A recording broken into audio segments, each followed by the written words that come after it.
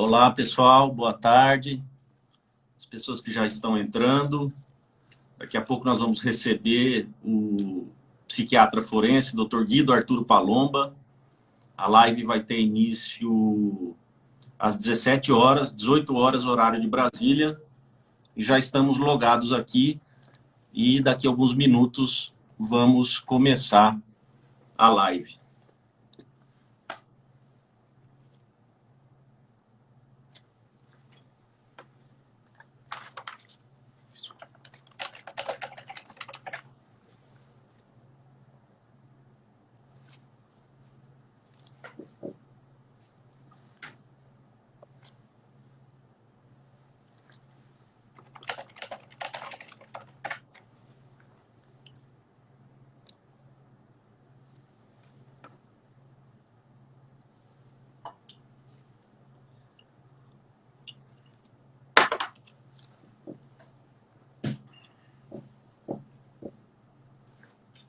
Boa tarde, pessoal.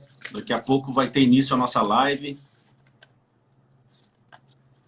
Mais 3 minutinhos e aí a gente já chama o nosso convidado para ele poder acessar aqui.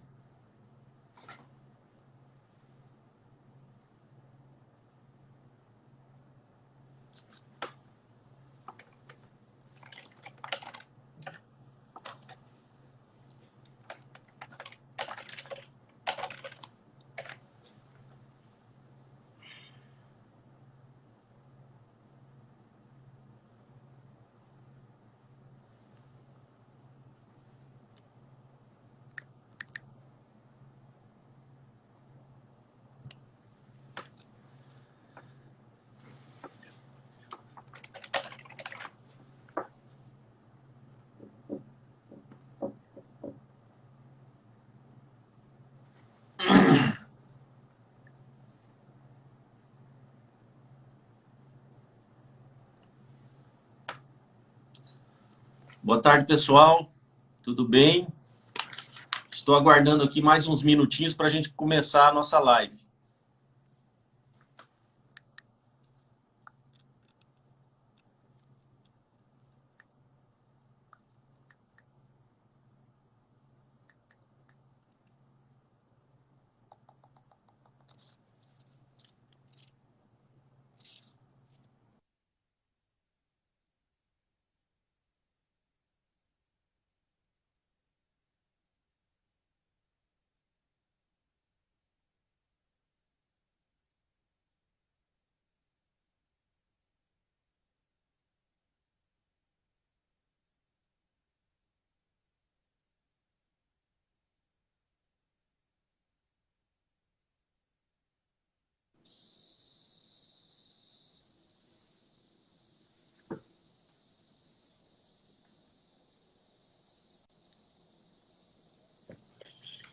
Consegue me ouvir, doutor?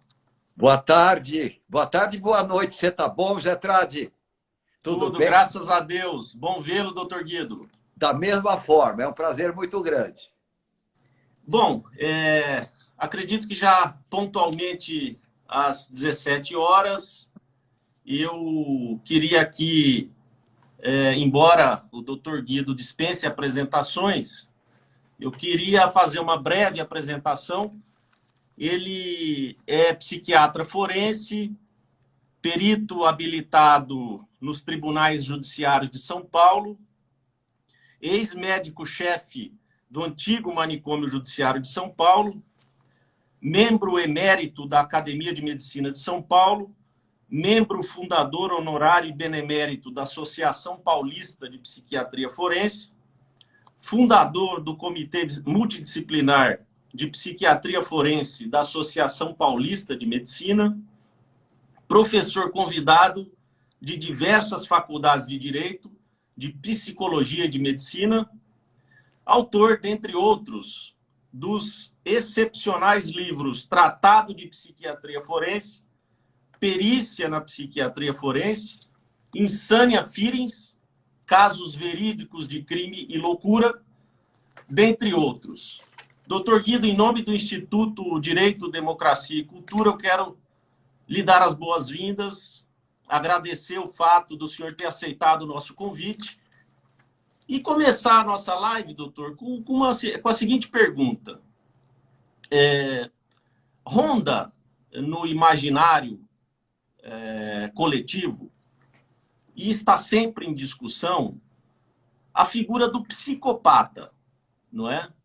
As pessoas temem que, de uma hora para outra, possam se deparar com um indivíduo com essas características. Eu sei que, tecnicamente, eles não são chamados de psicopatas, são chamados de sociopatas e, pela doutrina do senhor, de condutopatas.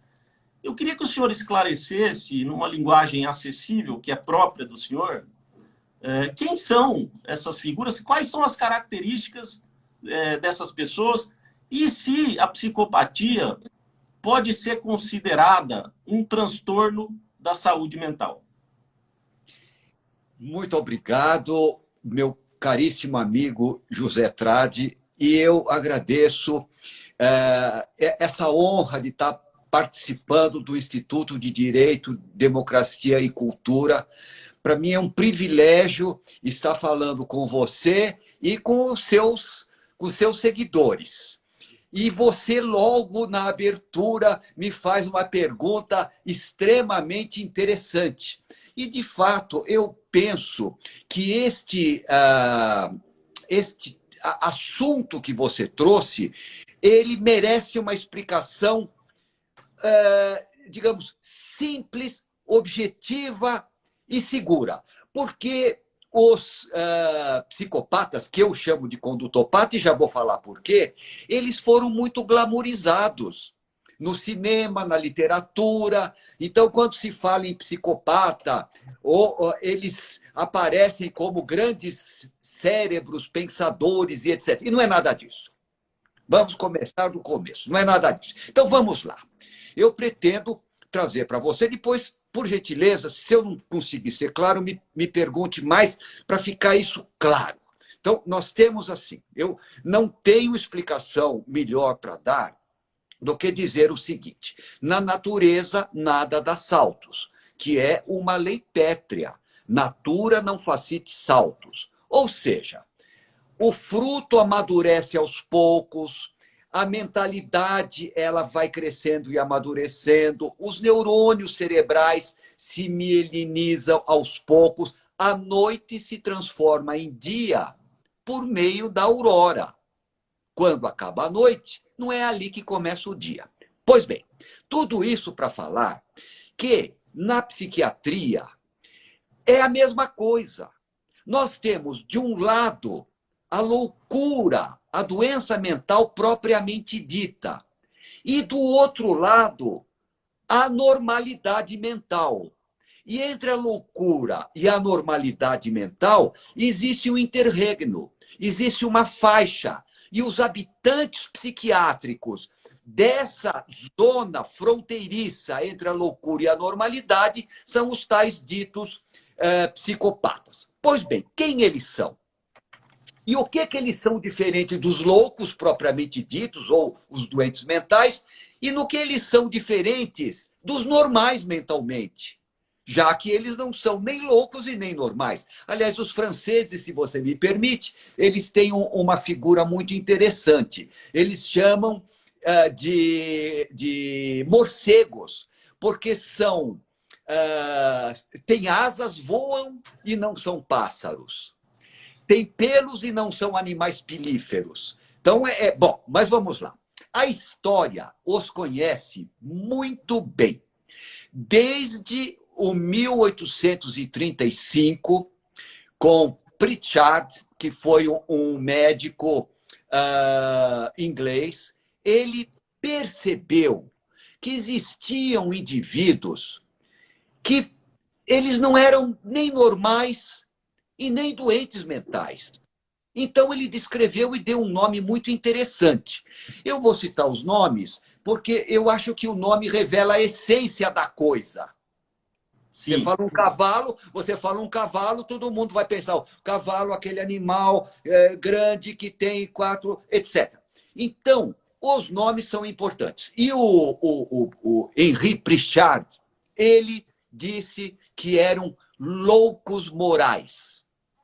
É interessante.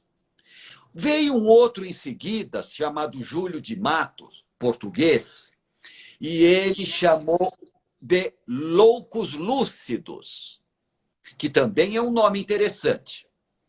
Depois, na segunda década do século XX, aparece pela primeira vez esse nome psicopata, ou personalidade psicopática. Na sequência, outros nomes.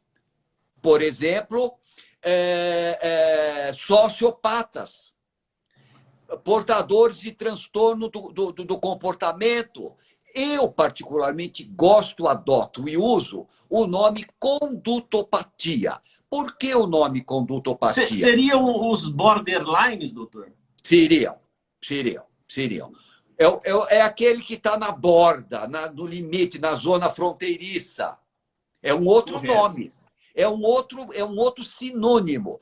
Por que eu chamo de condutopata? Porque a patologia, a apatia, a deformidade, a moléstia está na conduta. Ou seja, são indivíduos que têm uma conduta doentia, uma conduta anormal. Bom, pois bem, então eu acho que aí caberia a tal pergunta que você me faz no começo. Quem eles são? Então, eles não são nem loucos e nem normais. Então, aí vem a primeira pergunta que eu já respondo. Qual é a diferença de um condutopata, que tecnicamente você é advogado, sabe que é uma perturbação da saúde mental, não é doença mental. É uma perturbação da saúde mental, tecnicamente falando. Ou seja, nem sempre serão inimputáveis e nem sempre serão semi-imputáveis. Exato. Pode ser que... Não, pode, tudo é possível. Agora, isso daí nós podemos depois. As implicações forenses desses indivíduos são interessantes. Em face desse nosso código também, que é um código que tem o famoso sistema vicariante, né? Ou vai para medida de segurança ou vai para a pena corporal. Mas vamos lá, eu vou ainda terminar de definir quem são esses indivíduos, esses tais esses condutopatas, psicopatas. Qual a diferença que tem para a loucura, para os doentes mentais propriamente ditos? Trade, o doente mental, a doença mental é uma ruptura com a realidade. Há uma ruptura. O que é romper com a realidade? Você está com delírios e alucinações. Por exemplo, eu costumo dizer, um copo de água, para a realidade, é um copo de água. Uma caneta é uma caneta. Um computador é um computador.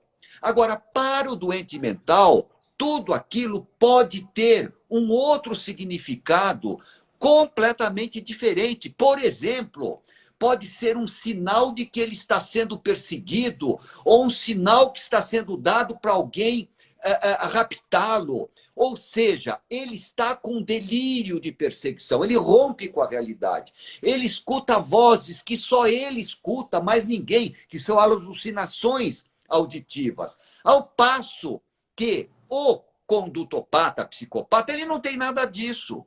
Ele não tem problema de entendimento, de inteligência.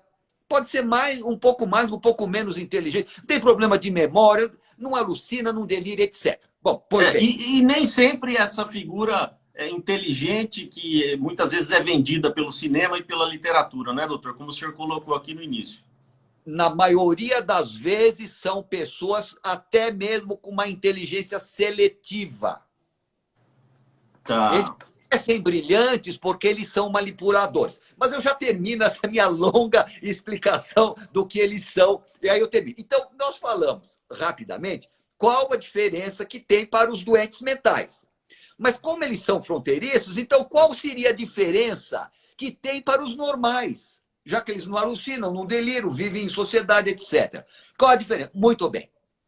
Na verdade, é o que eles não têm, que os normais têm. Ou seja, basicamente, todos, sem exceção, sentimentos superiores de piedade, compaixão e altruísmo. Um condutopata, psicopata, ele jamais terá sentimentos superiores. E isso implica em ele ser altamente egoísta, voltado para os próprios desejos. E ele também não tem remorso de nada daquilo que ele faz. É interessante que, por exemplo, quando você vai examinar condutopatas, psicopatas, você pergunta, digamos que ele tenha cometido um crime hediondo, todos são iguais, trate, todos, não há exceção. Você está arrependido do crime que você fez? Ele, claro que estou, doutor. Eu estou preso há 3 meses, há 4 meses. Quer dizer, não é com a sorte da vítima. É com aquilo que recaiu sobre ele. Então, esta é uma diferença. Ausência de sentimentos superiores, piedade, compaixão e altruísmo. Inexiste remorso. Não existe, eles não têm remorso de nada. Eles só pensam naquilo que interessa a eles. Então, eles são capazes de manipular situações, aqui e ali, manipulam, e que as pessoas normais não estão acostumadas e nem fazem isso, para eles conseguirem aquilo que eles querem. Segundo, a ausência de valores éticos e morais. São pessoas que, como eles não têm sentimentos superiores, e os sentimentos superiores, eles criam valores no nosso psiquismo, eles não têm. É tudo rasteiro, é baixo. E eles têm uma terceira anormalidade, estou falando de maneira geral, que é um desejo deformado. Os nossos desejos são voltados para isso, para aquilo, para aquele outro. Agora, o desejo de um condutopata, psicopata, é deformado. E ainda, com ausência de valores éticos e morais, com ausência de sentimentos superiores de piedade e compaixão, eles não alucinam, não deliram, mas têm condutas, que são essas condutas psicopáticas que as pessoas sempre estão perguntando por ela. Pronto, foi muito longo, hein? Ótimo. Agora, é possível que esses condutopatas tenham alguma comorbidade associada? Pode Porque, ter. na verdade, não é comorbidade, porque não é uma morbidade a condutopatia. Não seria correto falar em morbidade. Bom, ou sim? você está falando muito bem. Você está falando bem porque você é um ilustre jurista, então você usa a linguagem forense, que é extraordinária. Não, eu estou falando bem, doutor, eu quero ser muito justo aqui. Porque eu leio o seu tratado de psiquiatria forense Imagina. há Obrigado. no mínimo 10 anos. Muito obrigado. Então, se eu falo bem, é por conta dos ensinamentos que o senhor me deu. Muito gentil. Mas, pois bem, o direito, ele tem 4 figuras que englobam toda a gama psiquiátrica. Da neurose simples aos quadros mais graves de doença mental. Ele tem doença mental, que a gente estava falando, que são as psicoses, alcoolismo crônico grave, que é uma doença terrível, de difícil cura. Eu estou falando do alcoolismo crônico grave. As dependências de drogas graves, as graves, drogas pesadas, é uma doença mental grave de difícil cura. E daí para frente. Então você tem doença mental. Depois você tem desenvolvimento mental retardado, que são aqueles. É apenas um rebaixamento, uma falta de desenvolvimento da inteligência. Então você tem várias síndromes, entre elas a síndrome de Down, né? Que você tem que isso é desenvolvimento mental retardado, que pode ser leve, moderado e grave. Então você tem várias síndromes, mas então é só desenvolvimento mental, que é só desenvolvimento de inteligência. Depois você tem desenvolvimento mental incompleto, que é o surdo-mudo de nascença, o silvícola não aculturado e o menor de idade. É desenvolvimento. O menor de idade, não, você não pode falar que é. Mas ele já vai direto para a inimputabilidade. Mas é um desenvolvimento mental incompleto. O silvícola também não é doente mental, ou desenvolvimento mental, é desenvolvimento mental incompleto. E o surdo mudo de nascença. Pois bem, e tem-se a quarta figura, que é a perturbação da saúde mental, que são aqueles indivíduos que ficam na fronteira entre a loucura e a normalidade. Os habitantes são os condutopatas psicopatas, depois você tem as toxicomanias não graves, as neuroses, etc. E vai daí para frente. Então, quando você pergunta por comorbidade, é um transtorno mental, para falar numa linguagem psiquiátrica, a condutopatia é um transtorno mental que a pessoa nasce, desenvolve e morre com ela, porque é inato. Não há possibilidade de um condutopata ser criado por vivências dolorosas. Não tem cura. Não tem cura. Não tem porque é uma deformidade orgânica, do caráter cerebral, que leva ao caráter, leva à memória, leva aos sentimentos. Porque o corpo e o psiquismo, eles formam um amálgama indissolúvel enquanto vida. A ponto de não ter nada psicológico que não tem alguma coisa corpórea e nada corpóreo que não tem alguma coisa mental. São duas substâncias distintas, o psiquismo e o corpo. E não precisa provar. E você sabe qual que é a tradução de psique? Psique é voz grega, é alma em latim. Pneuma, ar, alma. Psique é sopro. Então, corpo e alma, psique e soma, são duas substâncias distintas que não há necessidade de provar a existência delas, porque elas existem, são aquilo que se chama razão suficiente, ou seja, o corpo não precisa provar, está aqui. Aqui o corpo, então não há necessidade de ficar provando a existência do corpo. E da alma, do psiquismo, também não há, porque é o pensamento, o sentimento, a intuição, a percepção. É tão nítida, tão clara, tão real quanto o próprio corpo. Pensamento, sentimento, intuição, percepção. O que vale conversar é sobre a união dos dois. Tá certo? Duas substâncias, na minha concepção unicista, aristotélica, tomista, é um amálgama, a ponto de não ter nada corpóreo que não seja psíquico e nada psíquico, por mais elevado que seja, que não seja corpóreo. Essa mesma concepção é adotada, por exemplo, pelos psicanalistas, doutor? Não, não é. Não é. Não é porque a psicanálise é dualista. A psicanálise o corpo e a alma, embora existam, são duas substâncias separadas como se tivessem dois relógios a marcar a mesma hora. Por isso que o psicanalista, quando ele dá uma explicação, é uma explicação do tipo idem per idem. Ou seja, um fato psicológico explicando outro fato psicológico. Eu estou aqui com neurose, com isso, com aquilo, irritado com a vida, porque eu tenho alguma coisa psicológica do meu complexo de Édipo, por exemplo.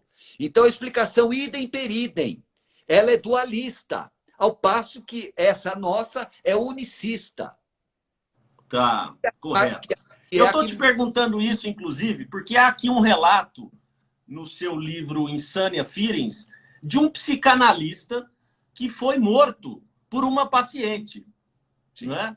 E o senhor foi chamado a fazer a perícia e teve uma conclusão muito interessante, dizendo... O senhor fica à vontade para responder, se tiver algo que o senhor não queira responder, por envolver casos, enfim. E o senhor fica à vontade para responder. Mas o senhor conclui que esse psicanalista tinha sido vítima da sua própria doutrina. Sem dúvida. Não, eu posso comentar, e eu faço aqui uma homenagem muito carinhosa, muito o mais alto que eu poderia fazer a este ilustre psicanalista que morreu, porque ele foi introdutor da psicanálise de grupo no Brasil. Foi um dos maiores psicanalistas. Ele foi um grande psicanalista. Eu não vou citar nome apenas, mas foi um dos maiores mesmo, não? É introdutor. E ele era extremamente fiel à própria doutrina. E quando é interessante esse caso, porque a pessoa que matou ele era uma paciente doente mental, né? Ela era uma doente mental grave que alucinava, e as alucinações eram interessantes, que ela, no começo, ela achava que ela tinha um romance telepático com ele, com o psicanalista. Ele é o maior psicanalista brasileiro, hein? Eu quero deixar isso claro. Muitos foram alunos dele. E ela achava que ele a masturbava telepaticamente, tinha um namoro com ele. E claro que isso daí era uma alucinação senestésica de sensibilidade. Mas para ela aquilo era real. E qual era a doença dela, doutor? Ela tinha uma esquizofrenia tardia. Aí o que aconteceu? Ela, com todo aquele desenvolvimento daquele delírio, daquelas alucinações senestésicas, etc., chegou uma hora que ela achou que ele estava traindo com outra, telepaticamente. E estava roubando o pensamento dela, roubo de pensamento, clássico da esquizofrenia. E aí ela foi tirar satisfação com ele. Você para de ficar traindo, saindo com outro.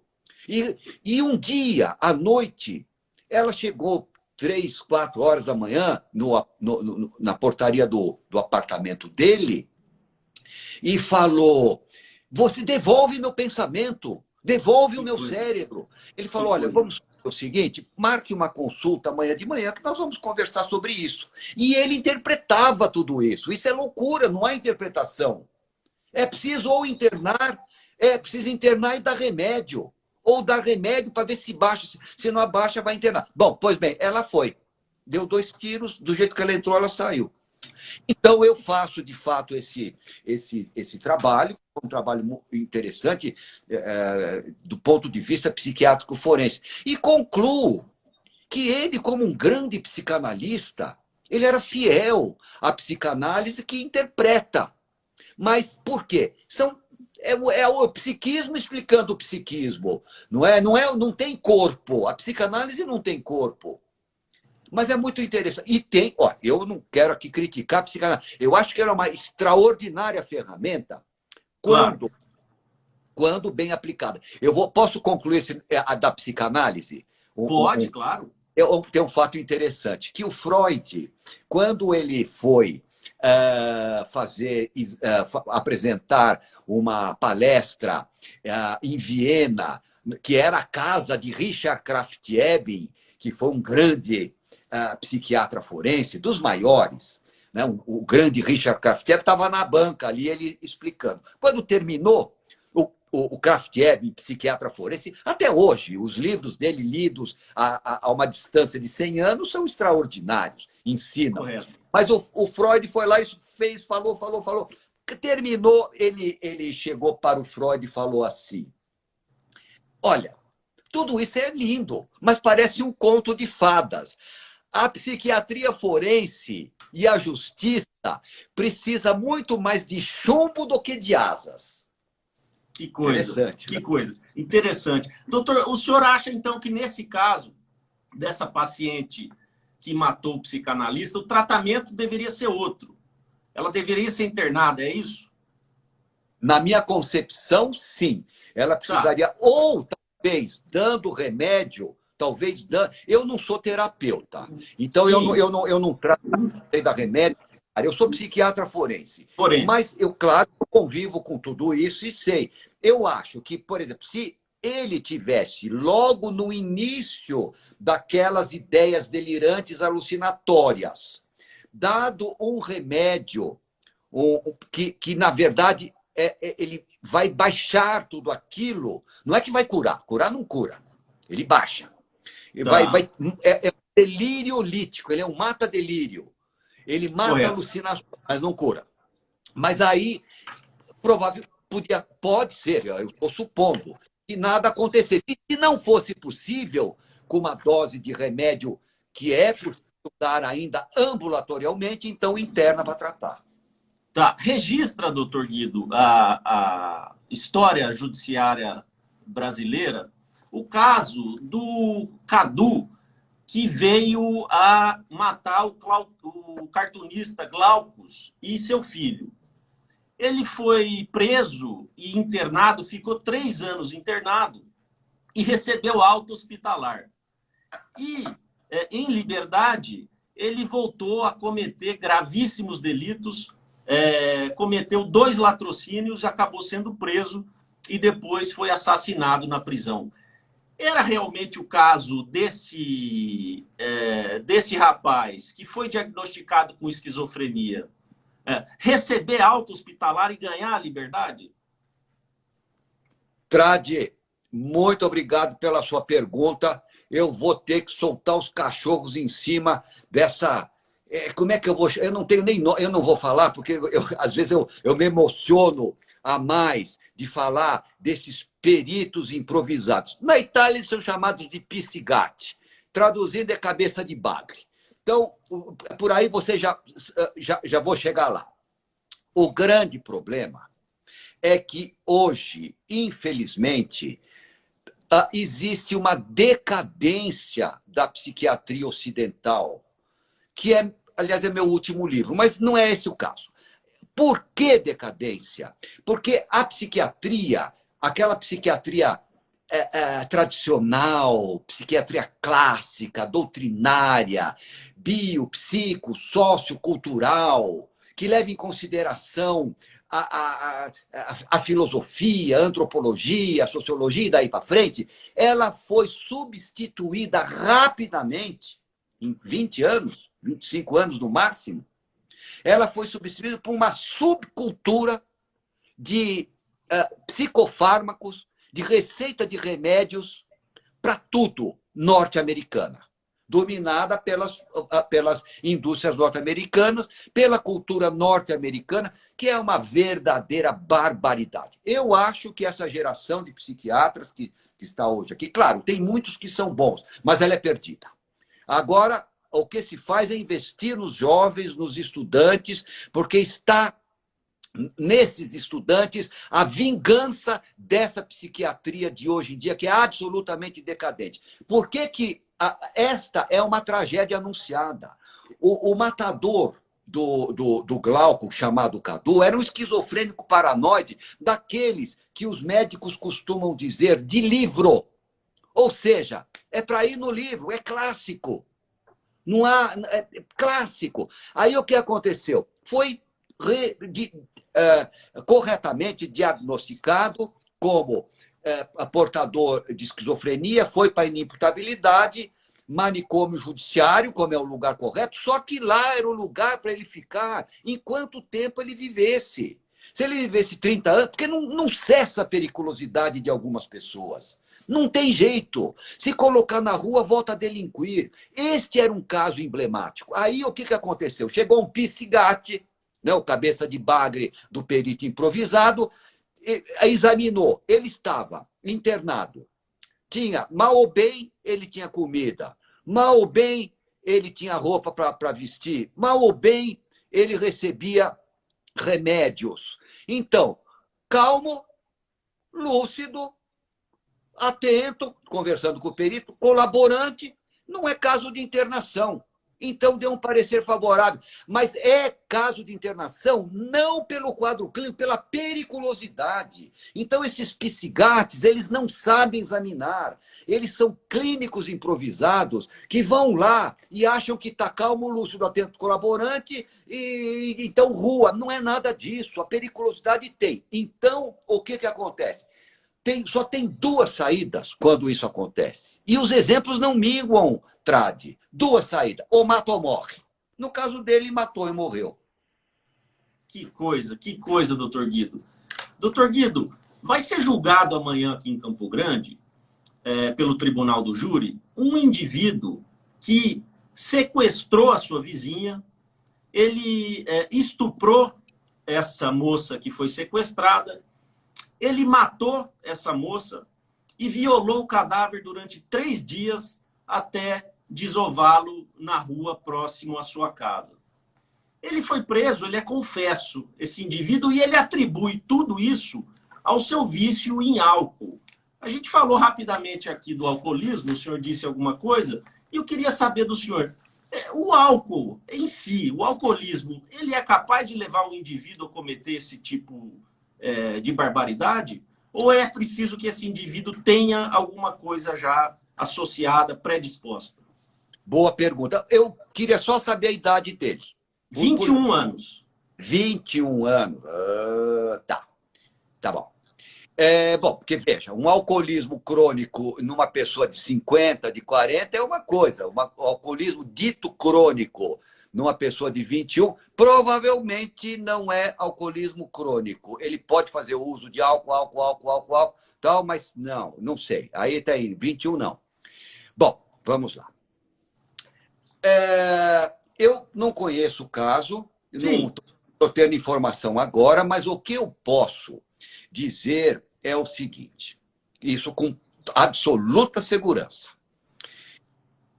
Todo crime, sem exceção, praticado por doentes mentais verdadeiros, eles têm uma característica, qual seja, bizarria. Quando você estiver se havindo com um crime bizarro, não tenha dúvida que foi praticado por um doente mental. O que é bizarria? É aquilo que é impossível de você entender psicologicamente. O que é uma compreensão psicológica? É a seguinte, compreensão. Eu estou sem dinheiro. Eu bato a carteira. Esse indivíduo vai me delatar, eu mato. Eu estou precisando de dinheiro, eu pratico estelionato. Tudo isso é condenável moral e juridicamente, mas é compreensível. Por que eu bati a carteira? Eu estou sem dinheiro. Por que eu passei a perna naquele outro? Eu estou precisando de isso, daquilo. Mas são crimes possíveis de serem compreendidos psicologicamente. Agora, eu pergunto para você, é compreensível psicologicamente um indivíduo que entra num cinema, pega uma metralhadora, descarrega no público, nunca viu, não reivindica nada, não rouba nada, é preso com a metralhadora presa, cheia ainda, carregada. Ou um indivíduo que entra na escola, mata e começa a atirar a esmo. Ou nós damos uma pitada de loucura, de psicopatologia, ou fica o crime incompreensível. E quando o crime é bizarro, normalmente é praticado por doentes mentais. Nesse caso específico que você me disse, tem um ditado que diz: dize-me a idade que tens, que eu te direi de que moléstia padeces. Mental. 21 anos, estuprar com necrofilia, porque aí são 3 dias de necrofilia. A bizarria está aí.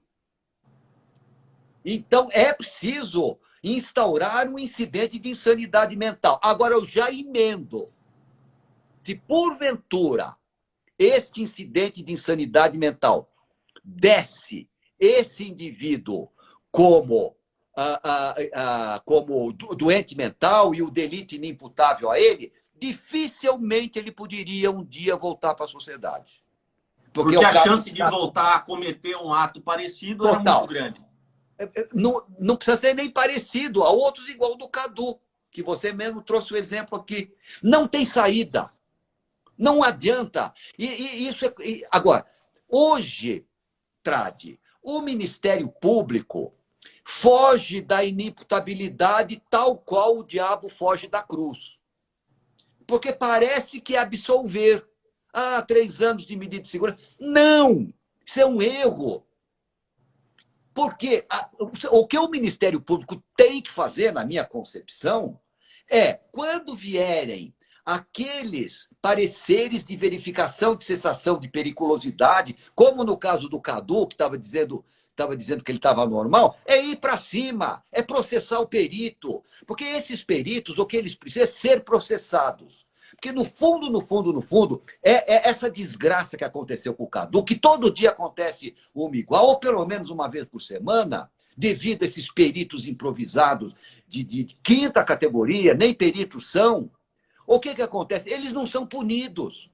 Ah, não, eu acho, eu penso. Não, porque a punição de um médico perito ou de um psiquiatra não é igual você punir um cirurgião que esqueceu uma bandagem, uma gaze no abdômen do indivíduo, que você tira uma radiografia e aparece. Então É muito comum, doutor, no ensejo da sua manifestação, é que os juízes nomeiam psiquiatras clínicos para fazer exames de insanidade mental e verificação de cessação da periculosidade. O que o senhor tem a dizer sobre isso? É a tal da improvisação. Veja, é mais ou menos assim, Trate, mais ou menos assim. Você tem para que as pessoas entendam, você tem o cardiologista clínico e você tem o cirurgião cardíaco. Os dois são cirurgiões, os dois são cardiologistas. Mas cada um tem uma área de atuação absolutamente diferente do outro.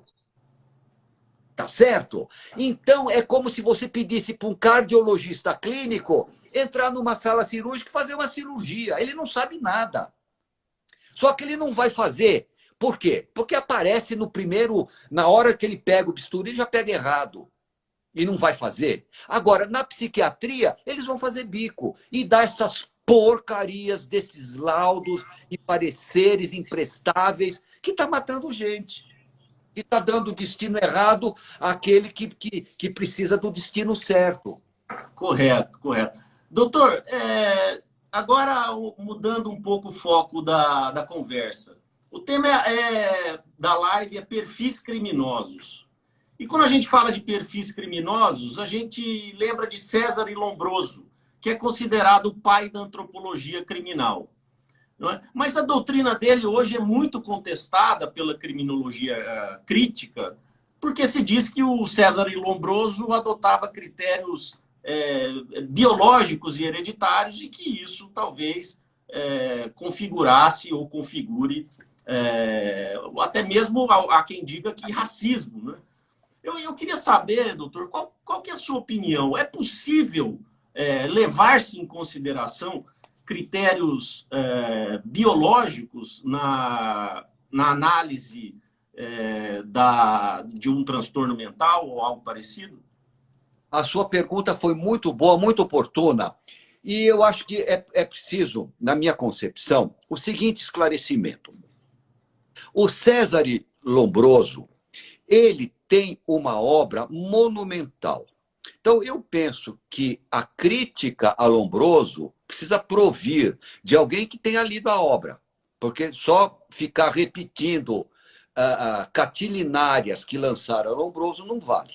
Então, pois bem, e por que Lombroso pegou essa má fama que se arrasta até hoje? Ele, no livro dele, chamado Homo Delinquente, ele traz a figura do criminoso nato, que seria um indivíduo que nasce com propensão criminosa. Pois bem, aí ele bate de frente com outro grande pensador católico, chamado Agostini Gemelli, que até dá o nome para o hospital onde o Papa fica. Agostini Gemelli bateu de frente com ele, que ele pensava, o Gemelli, um grande, ele era filósofo, etc., padre, foi professor da Gregoriana, etc. Ele dizia que o homem nasce puro, e depois é que o meio que vai perder. E bateu de frente com Lombroso. E Lombroso, na verdade, ele tem uma obra imensa E a obra dele se baseia muitas coisas na obra dele, o principal e o que é criticado, nesse tal criminoso nato. Esse criminoso nato, para Lombroso, era uma pessoa que podia ser até mensurável antes de praticar o delito. Então, tá aí talvez seja o erro ou, enfim, porque você não pode. Ele via pelos estigmas físicos de degeneração. Mas hoje, quem lê Lombroso sabe que não se faz diagnóstico de criminoso antes do delito. Você tem tipos que são semelhantes e nunca vão delinquir. Nunca. Eles são pessoas com aquele mesmo biotipo. Ou, por exemplo, para não ir muito longe, os esquizofrênicos, nós estamos hoje falando, Tradi, de uma parcela desse tamanho, que são os esquizofrênicos ou os condutopatas criminosos. Mas a grande maioria dos doentes mentais não é criminosa. Então, o Lombroso, ele tem toda essa doutrina, mas eu não vejo como algo preconceituoso dele. Eu acho que ele era um doutrinador que teve uma obra grande, uma obra interessante, longa. Ele é extremamente técnico, mas chegou a essas conclusões, e essas conclusões bateram de frente com o Gemelli, com o Agostinho Gemelli. Quando ele morreu, o Agostinho Gemelli escreveu um livro, eu tenho aqui, chamado A Morte de uma Doutrina, o Funeral de um Homem e de uma Doutrina. Ele enterrou o Lombroso e a doutrina juntos. Mas, enfim, eu acho que é preciso um olhar crítico e descomprometido com as passionalidades para extrair aquilo que é possível ter de bom.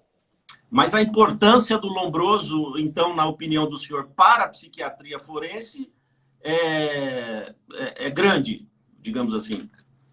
Olha, a psiquiatria forense, ela é baseada nos grandes clássicos. Então, esses grandes clássicos da criminologia e anteriores a Lombroso, porque Lombroso foi beber na fonte de... Eu já vou me lembrar já o nome dele. Eu não vou me lembrar agora, você quer depressa, não consegue. O Lavater, Jean Lavater, ele foi beber em Lavater, que era aquilo chamado fisiognomonia, ou seja, ele dá um diagnóstico pela aparência. Não, isso é impossível. A gente sabe que hoje em dia isso é absolutamente impossível. Mas que você tem determinados traços de personalidade, não de crime, mas de personalidade, por exemplo, pessoas que são mais impulsivas, menos impulsivas, pessoas mais calmas, outras um pouquinho mais enérgicas, que com algumas características físicas, isso sempre existiu e sempre existirá. Isso é inegável. Mas não se pode, o que não é possível, é dar diagnósticos baseados nesses detalhes. Eu acho que seriam apenas alguns pequenos complementos ou uma peça num grande quebra-cabeça, que é o ser humano, biopsicossociocultural, uma peça que você às vezes encaixa e outras vezes você não encaixa. Então, esses clássicos da psiquiatria forense, eles não ditam mais norma, isso não. Mas eu acho que o que todo psiquiatra forense deveria conhecer essas obras clássicas para formar a sua própria opinião. Correto. Doutor, vamos falar um pouco de mentira e simulação. Eu queria saber do senhor se há como se avaliar a integridade de um depoimento judicial, porque hoje acontece muito, principalmente nos crimes sexuais, do acusado ser condenado com base exclusivamente na palavra da vítima. Os tribunais têm dado importância decisiva à palavra da vítima. E nesses casos, há como se avaliar a integridade do depoimento da vítima ou de uma testemunha a partir da categoria ou das categorias da mentira e da simulação na psiquiatria forense? Excelente a sua pergunta. Vou até, se você me permite, isso tem sido nas varas de família, quando pai e mãe brigam por filho, menores de idade, 2, 3, 4 anos, 5 anos. Então, você conhece bem, é seu ramo, eles brigam e um acusa o outro e tal. E uma das acusações que virou uma verdadeira praga forense, eu chamo de praga forense, é acusar um dos cônjuges, acusar o outro de bulinação ou pedofilia com a criança, com o filho. Primeira coisa que o juiz faz é suspende visita. Claro, é uma dúvida. E quando não vai preso para a cadeia ou vai responder baseado no quê? No depoimento da vítima, da sedizente vítima ou da suposta vítima. Então, e às vezes não tem mais nada. É só o depoimento da criança de 3, 4 anos de idade, que interpretado pela mãe. Então, a mãe interpreta aquilo que a criança falou, e sempre tem uma psicóloga de plantão que escuta a criança e dá faz aqueles joguinhos lúdicos e não sei o quê, e faz fala, não, ela foi abusada, né, porque pegou o bonequinho, pôs em cima do outro bonequinho, então tá vendo isso aqui? Não, e vai daí para frente. Aí a delegada escuta, a criança confirma. A professora escuta, confirma. A avó escuta, todo mundo confirma. Aí são, entre aspas, provas. E condena. E condena normalmente, nesses casos, condena inocente. Por que condena inocente? Porque tudo parte única e exclusivamente da voz da criança. É a criança que deu elemento para a psicóloga, que deu elemento para a delegada, que deu elemento para a mãe, que deu elemento para a avó, que deu elemento, etc. Então, com base naquilo. Aí, e os juízes, de fato, eles têm achado que isso daí tem valor, porque criança não mente. Tudo errado. Não é por aí. A criança não pode ser nunca mais examinada se tiver um caso desse tipo. Eu volto a insistir por uma questão de ênfase. Nunca mais examinada. Aí você pergunta para mim, mas Guido, é uma acusação gravíssima. Como é que nós vamos resolver esse barulho? Não dá para dormir com uma acusação de um pai pedófilo, neste caso. E como é que nós vamos fazer? Como é que nós vamos resolver isso se não pode mais escutar a criança? Se o laudo da psicóloga não tem valor nenhum? Se o que a criança falou para o juiz também não tem valor nenhum? Se a mãe não interpretou errado? Como é que nós vamos resolver? É muito simples, Tradi. É muito simples. Examine-se o acusado. Porque no acusado é que está a verdade. Eu garanto para você, com mais de 40 anos de exercício diuturno de psiquiatria forense, que um indivíduo, se ele é acusado de pedofilia com filho, ele tem que ser pedófilo e incestuoso. E não existe nenhum pedófilo incestuoso que possa passar por um exame psiquiátrico forense razoável, não precisa ser nem bem feito. E mais, existe uma série grande de outras peças do quebra-cabeça que você encaixa. Por exemplo, quantas acusações esse indivíduo tem? O perfil do pedófilo é um perfil simples. É igual quando você vai examinar um pneumologista vai examinar uma tuberculose. Tuberculose não é só tosse. Tuberculose é tosse, calafrios, febre, imagem. Então você sabe, o pedófilo não escapa. O esquizofrênico não escapa do exame. Um condutopata não escapa. Agora, tem que examinar o acusado. Se num processo envolve todas as vítimas de pedofilia, se num processo só existir a fala da que se diz vítima, provavelmente é mentira. Correto, doutor, correto. Doutor, o senhor já examinou ao longo de 40 anos inúmeros casos, bizarros, e eu queria que o senhor dissesse qual foi aquele caso que mais te chamou a atenção. Se não aquele caso, mas dentre os casos que mais te chamaram a atenção, quais seriam esses casos?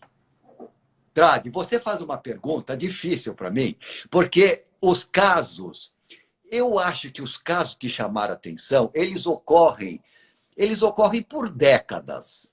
Então, nessa década, nossa, na outra, puxa, e sempre tem. Sempre tem. Sempre tem. A psiquiatria forense, o exercício da psiquiatria forense é extraordinário, porque sempre aparecem casos que você fala, você pensa que você já viu de tudo, mas não viu. Você aprende todo dia, talvez não com a mesma velocidade do que no começo, mas eu estou aprendendo, estou estudando. Tem coisas que realmente surpreendem. Tem vários. Tem vários. Vários. O caso do monstro do Trianon, por exemplo, doutor. Esse daí é interessante. Esse é interessante. O monstro do Trianon é um caso interessante.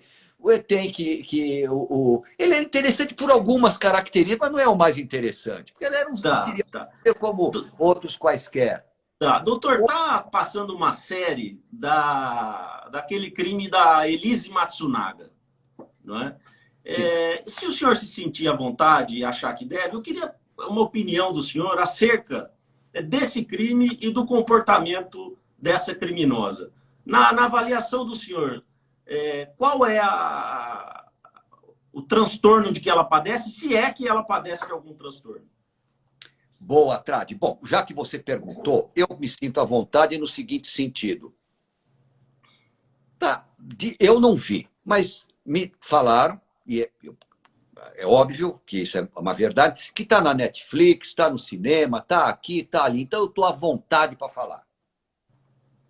Tá certo? Se não tivesse no cinema, aqui, ali, então era alguma coisa restrita, etc. Mas eu estou à vontade para falar, e no dever de médico. Eu conheço bem esse caso. Essa série eu perguntei para algumas pessoas que viram e perguntei se determinados detalhes apareciam, porque ela é condutopata. Se determinados detalhes... Por quê? Porque eu nunca, na minha vida longa de psiquiatra forense, examinei um esquartejador normal. Nunca. O esquartejamento, Trade, é um ato extremamente grave, extremamente difícil. Não difícil mecanicamente. Difícil você pegar, cortar pedaços de um ser humano e continuar até o fim, sem parar no meio do caminho e abandonar. É muito difícil. Para os médicos acostumados, até em anatômico, em ver as vísceras, isso é difícil. Quem tem que ter uma frieza extraordinária. Mas o que eu queria contar então, ela na minha concepção. Agora, eu perguntei algumas coisas para quem assistiu e me disse que não tinha. Essas coisas não tinham. Então, eu vou contar, porque ali é cinema, sei lá como é que foi feito, eu não vou ver nem me interesso. Mas, primeiro, é preciso saber que ela, me parece que disse que foi dinopino ou foi sem premeditação. Mentira. Ela comprou uma maquita no Rio Grande do Sul. Isso não aparece, não sei se aparece ou não no filme, mas comprou uma maquita no Rio Grande do Sul. Por que não comprou aqui? Falou que ela não usou maquita, hein? Não usou. Segundo, ela trocou o cano da arma. Você é advogado, meu caro. Por que trocou o cano da arma? A frieza e a dissimulação depois do delito foi extraordinária, muito bem feita por ela. Fria, gelada. E vou contar um outro negócio, não sei se apareceu nesse filme ou não, mas isso me chamou a atenção. Você perguntou as coisas que me chamaram a atenção, e isso me chamou a atenção. Que ela, olha só, Tradi, ela picou, esquartejou a vítima, colocou tudo numas malas, pôs no carro e foi para jogar os pedaços no meio do caminho, não é isso? E ela foi pega por um guarda rodoviário com o carro cheio. Não sei se conta isso no filme, mas se não contar, eu estou contando. Com o carro cheio de pedaços do corpo ali. Meu amigo, eu pergunto para você, se você tiver com uma garrafa de uísque no carro, ou se tiver com alguma coisa irregular, você fala, pô, seu guarda está aqui. Você se entrega, você não aguenta, cheio de pedaços do corpo dentro do carro. E o guarda, depois ele foi ouvido na polícia e em juízo, ele não notou nada, estava tudo bem e tudo normal. Ou seja, a Fria conseguiu administrar a situação. Isso faz parte do diagnóstico dela, na minha concepção. Correto. Doutor, a gente já está chegando no final. Tem uma pergunta aqui do Geran Clay e ele quer que o senhor explique o seguinte. Queria que o doutor falasse sobre sua frase. Crime é uma fotografia exata e em cores do comportamento do indivíduo. Exato. Geran Clay, é assim. Todo crime é algo que já aconteceu. Você não pode voltar atrás e nem dissimular. E o crime, por exemplo, você tem crimes que são praticados com multiplicidade de golpes, ausência de premeditação, isso aí são as características. Ausência, não praticou sozinho, não escondeu o corpo, ficou ali perto, isso é um tipo. Você tem outro tipo, que ele deu um só tiro, premeditou, agiu com outras pessoas, escondeu o cadáver, é um outro tipo. Então, se você souber ver esta foto, essa a morfologia do crime, como ele foi feito, e você vai ter dados do comportamento do indivíduo. E quem manda no comportamento é o psiquismo. Então, se você vir essa cena e souber entender que é uma fotografia do que ele já fez, não dá para simular, não dá para voltar atrás, você vai ter dados do psiquismo dele. Não o diagnóstico, mas dicas. Pronto, eu estou correndo aqui porque nós estamos em cima da hora. Né? Tá, a Patrícia Navarro, ela pergunta aqui, qual o diagnóstico, então, da Elise Matsunaga? E eu complemento essa pergunta. É imputável? Bom, veja, eu não vou entrar no mérito da imputabilidade, por uma série de razões. Mas o diagnóstico dela, por tudo isso que ela mostra, inclusive mostra agora dizem que mostra em filme, etc. e tal, já é bem conhecido, é condutopatia. Aquela zona fronteiriça entre a loucura e a normalidade. Normal não é. Quem faz aquilo não é normal. E loucura também não é. Então, essa zona fronteiriça entre esses dois lados. Bom, doutor, teríamos muito mais assuntos para continuar aqui, menoridade e outros casos, mas, infelizmente, chegamos no nosso tempo e já estão pedindo aqui a live 2, viu, doutor Guido? Já vou programar. Obrigado, imagina. Eu agradeço o senhor, é sempre um prazer poder conversar e poder contar com a sua inteligência. Aprendo muito com o senhor, eu tenho certeza que todas as pessoas que assistiram também aprenderam muito com as suas palavras. Muito obrigado, doutor Guido. Muito obrigado. Eu que agradeço ao Instituto de Direito, Democracia e Cultura e, de modo especialíssimo, a você, José Tradi. É um prazer e uma honra para mim. E um abraço apertado para todos os que participaram. É uma grande honra. Um abraço, muito amigo. Obrigado. A live vai ficar salva aqui no meu perfil. Um abraço a todos. Muito obrigado.